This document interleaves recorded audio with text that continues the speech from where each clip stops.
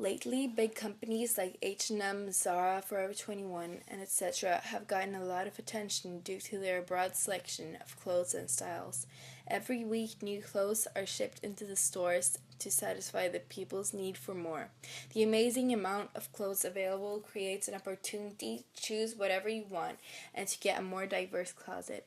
The ways you can express yourself through clothes are endless, and who doesn't want to wear a different outfit every day? Don't get me wrong, that's so great, but the truth is that it's a bit too good to be true.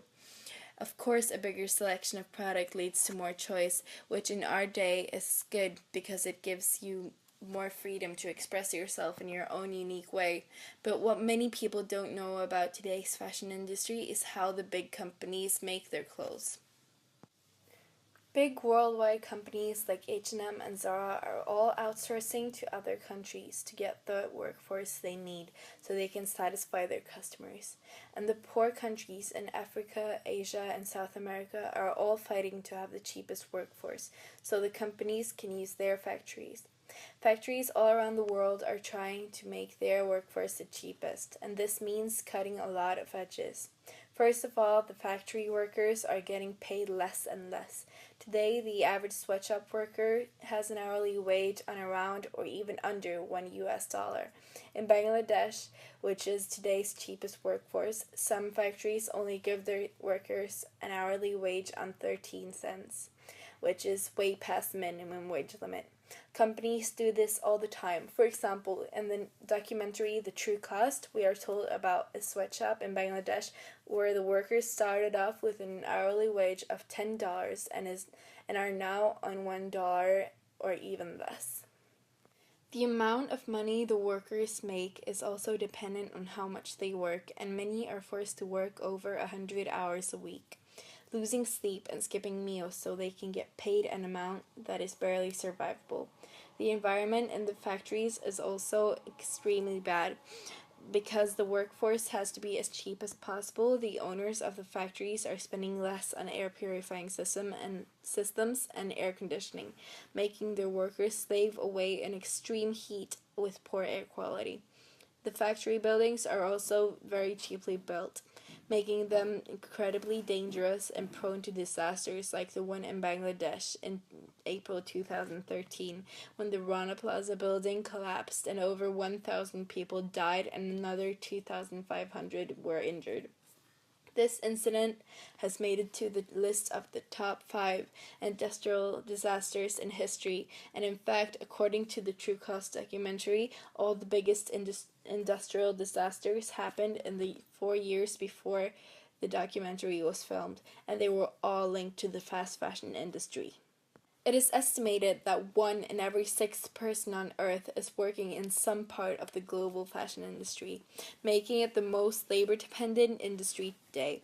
And when people hear about the horrible things a lot of the people working in the fashion industry go through, they can't help but try to bankrupt the companies. And if you're just looking at the surface of things, this doesn't sound like too bad of a plan. If the company bankrupts, they will stop using sweatshops and the workers will be free from their horrible work environments. But as a matter of fact, this would not help anyone. As I stated earlier, sweatshops are mostly located in poor countries and their workers are extremely poor. The fact that they actually have a job and get an income makes their life 100 times better than it would have been without one. So if the companies stopped needing the workforce, a lot of people would lose their job, making them even more exposed to extreme poverty and worse lives than before. So if people stopped buying products from the big companies, it would not solve anything and only make matters worse. But what is the real solution to this problem, you might be asking yourself.